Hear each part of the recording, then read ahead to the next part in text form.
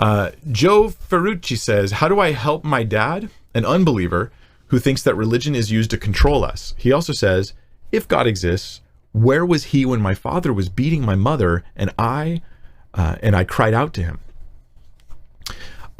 So two very different things. One is, religion is a tool to control people. This is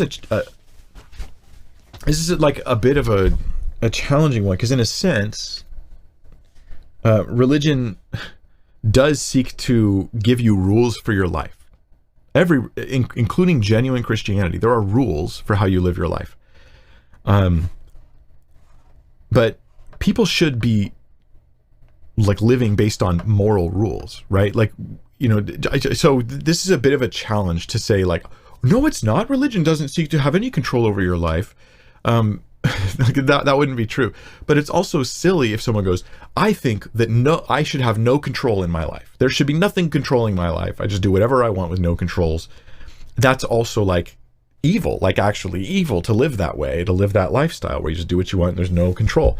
So then he might be like, yeah, but I want self-control. I just want the control to arise out of me.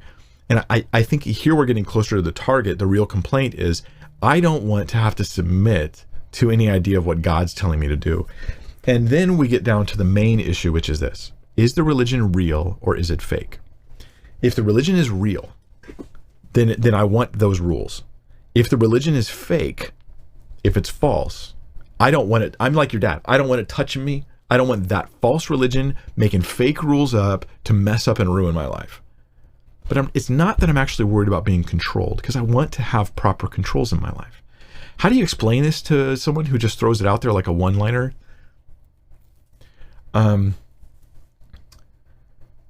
Maybe it's talking about the nature of Christianity with your dad.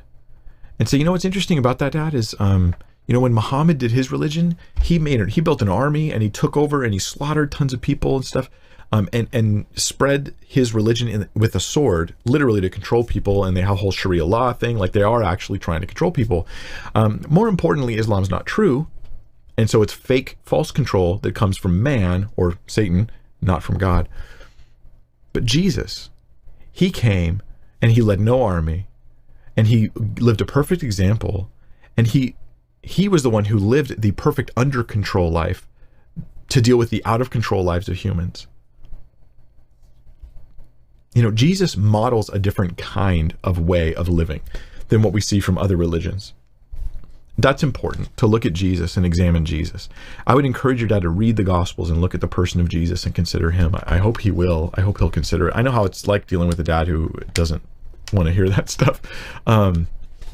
But in my younger years especially. But maybe you could talk about how Christianity is different fundamentally, but also maybe change it a little bit, because he's thinking in categories of control. And you could ask him like, well, would you want to know the truth about God if there is a truth about God?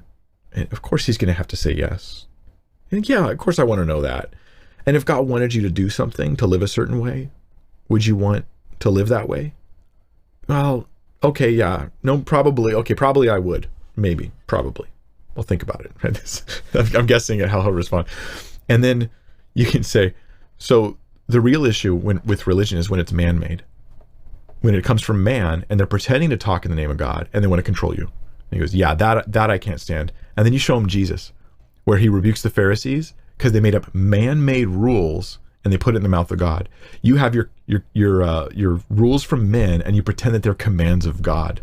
And you showed Jesus cared about authentic, genuine religion, real relationship with God, real truth from God, what God really wanted, not just about controlling people. And maybe that builds a bridge. Your second issue, he says, if God exists, where was God when my father was beating my mother and I cried out for him? The problem with this kind of question is that even a true answer is probably not going to help if a person's in a state where they're just not ready to hear that. So a true answer, like, well, God was there, the whole time, and he had a plan for you, and he didn't cause it, and God hates it, and God will deal with your father if he doesn't, either he deals with your dad's sin, beating your mother on the cross, and that man comes and is changed, and how wonderful for him to be transformed into a new person. So he's not even the same old guy anymore, and his sins are paid for. Or he deals with God and he's going to be punished for his wicked sins that he did. So God will deal with it one day, but he allows us free will for a time. He allows evil to happen for a time, but he's working good through it all. It doesn't mean it was good, but at least he's doing something with it. Like, are these answers going to help his heart? I doubt it. I doubt it. And so those are questions where sometimes, in your actual relationship with your dad, my encouragement would be, sometimes you don't try to fix it. You say, yeah, Dad, that's so horrible. I know God will deal with him one day. I know he'll deal with him one day. And I know that I believe in Jesus and I want you to know him. And because sometimes these are not intellectual challenges, they're emotional challenges. And you just have to have the wisdom to be able to know how much you want to chase it down. So, yeah, what he's dealing with here is, I'm angry and hurt about the past. Why didn't God keep that from happening? I don't know the specifics of why that didn't happen. I know things about it that are comforting to me, right? And have I gone through stuff? Yeah. Have I experienced some pretty horrible things in my life? Yeah. And I know that God has comforted me. Maybe that's part of the answer. Say, Dad, I don't know. I've gone through, I don't know what you've gone through with your dad, but I could tell you some stories that I won't, because I don't want to embarrass my family, to be honest. But I love them, and I don't want to take all the worst things that they've ever done and throw them in front of the world to see. That's not my agenda here, at least not until they're gone. And then maybe I can share that without hurting people. But the reality is, I can say this, is I know that the pain I've gone through, I've been really comforted by the Lord. And Dad, I don't know exactly why everything was allowed and why all that happened, but I know it was not God who did it. It was your dad who did it. And I know that God is the comfort for you. God is the one you can turn to, and he's the one who can bring you peace. And you point him there. There's answers for his questions. It's just that whether those answers will actually help as much as just pointing him to the one who can bring him peace. God give you wisdom.